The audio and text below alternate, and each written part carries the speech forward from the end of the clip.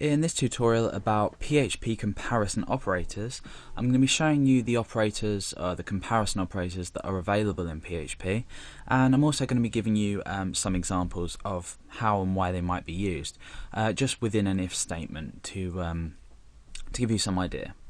Okay, so the comparison operators that we have, first of all, equals, or is equal to. So you know that when we assign a variable a value, we use the equals sign. Now to compare, we use the double equals, so this reads is equal to. We also have is not equal to, so we use one equal sign, but we include an exclamation mark just before that. So this means is not equal to. So we've got equal to, is not equal to. We've also got things like greater than, then we've got less than. We can also incorporate this again into these, and we can say greater than or equal to, or less than or equal to. So let's just recap. Is equal to, is not equal to, is greater than, is less than, is greater than or equal to, is less than or equal to. So all you've really got to remember is when you're combining them, you use one equal sign, and normally you would use just two equal signs for the blunt comparison between two variables, or between a variable and a string, or so on and so forth. I mean, with the not equal to, is not equal to, you can also use a greater than and a less than side by side as well, but commonly this is used. Okay, so these are the PHP comparison operators, but how would we go about using them? So let's create a variable. The first one I'm going to create is name equals Alex. The second one I'm going to do is age equals 21, and this should be enough to demonstrate everything. So I'm going to say if name equals Alex, and then I'm going to put my start my curly bracket and end my curly bracket, so everything in here is going to be echoed out. So I've compared name, which is a variable we've set here, to a standalone string value of Alex, and this is using double equals. So now I'm going to echo out OK. So this is going to be OK if name equals Alex. So let's come into our browser and refresh, and we've received OK. So now I'm going to say if name doesn't equal Alex. Now name does equal Alex, so we won't be given this OK message. So let's refresh again. There we go.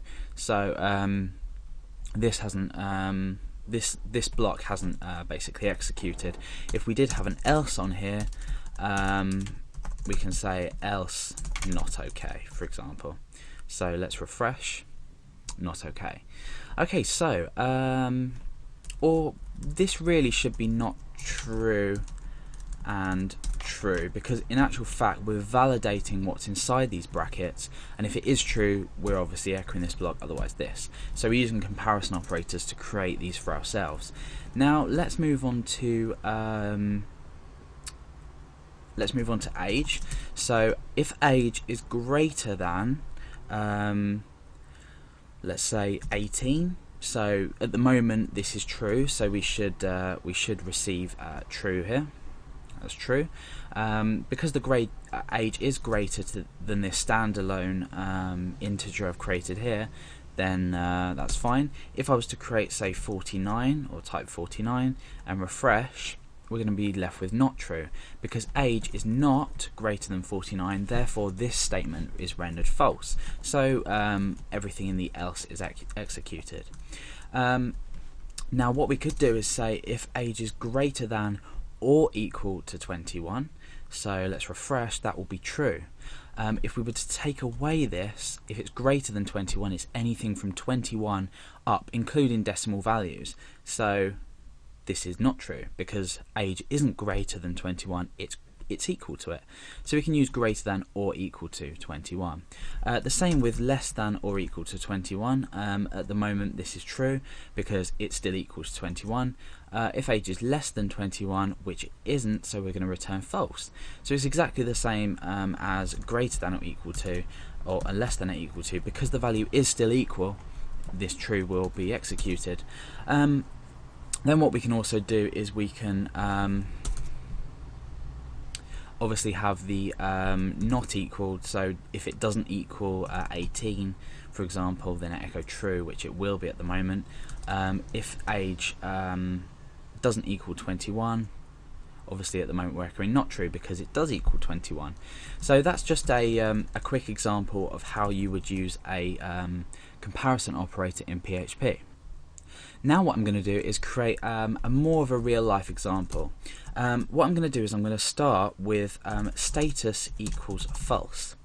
Now this is a Boolean value, so it's basically false, and I'm also up here going to say age equals 21. Okay, so status equals false. Now what I'm going to do is I'm going to say if age is greater than or equal to 21, and in here I'm going to say status equals true. Okay, now my age is 21, so the status has been set to true. This is basically just going to be, let's say it could be somewhere where you have to be over 21 to enter, or something you have to buy. So status now equals true. The reason we've declared status as false beforehand is because we want to say guilty before sort of proven innocent. So if we come up here and then we say if status equals true, you're allowed. And again, we'll just put a slash there because I'm using a single quotation mark. So else if status equals false, sorry, not allowed. Now the first thing we're doing is we're setting the age to 21, which could be user inputted, but you'll learn about that a bit later on. We're setting the status to false because we're going to automatically assume that I'm not allowed. If the age is greater than or equal to 21, so if for example it was my 21st birthday, I'm still regarded as older than 21. It could be an hour older than 21, it could be a day older than 21. Then we're going to set the status to true. Otherwise it's going to remain as false. So you can see now why we've put this line in here. Then underneath this we have a comparison. So we have if status equals true, then I'm allowed. Otherwise, if status equals false, sorry, you're not allowed. So let's give this a run, see what happens. It says you're allowed. Now if I was to change this up here to 18, sorry, not allowed. Now the reason I've done this is because I'm just introducing the idea of Boolean. Now these are really useful when you're using, say, a loop. When you come out of a loop, you might want to check if the status is set to true. For example, you might loop through a list of data, and you might say you want to see if something's found in this list of data.